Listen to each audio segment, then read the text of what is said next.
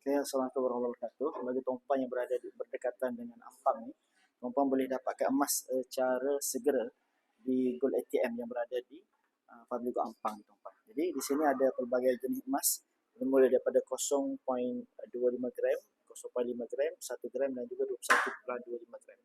Jadi ini ada jenis-jenis emas di sini. Dan dia kata tuan-puan dah ada emas di account gap kan, nak keluarkan fizikal pun boleh keluarkan melalui Gold ATM di sini. Ini contoh yang 5 dinar, dia kata di apps tuan-puan dah ada sebanyak 21.25 gram, nak emas ni segera tanpa public gold post, tuan-puan boleh datang ke mana-mana Gold ATM yang ada item 5 dinar.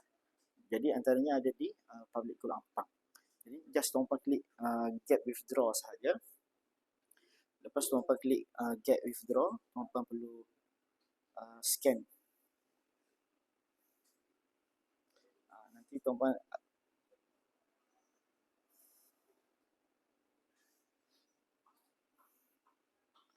tak dapat, jom kita try yang lain.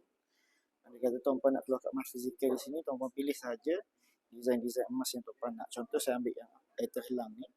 Dia kaedah dia, satu kita buat belian terus, satu lagi kita buat melalui gap withdraw. Yang ni kita keluarkan emas daripada account gap kita.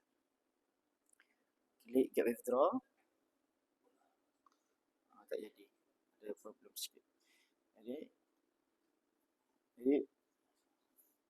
Jadi tuan-puan boleh datang sahaja di mana-mana branch public yang terdekat untuk tuan-puan keluarkan emas fizikal tuan-puan.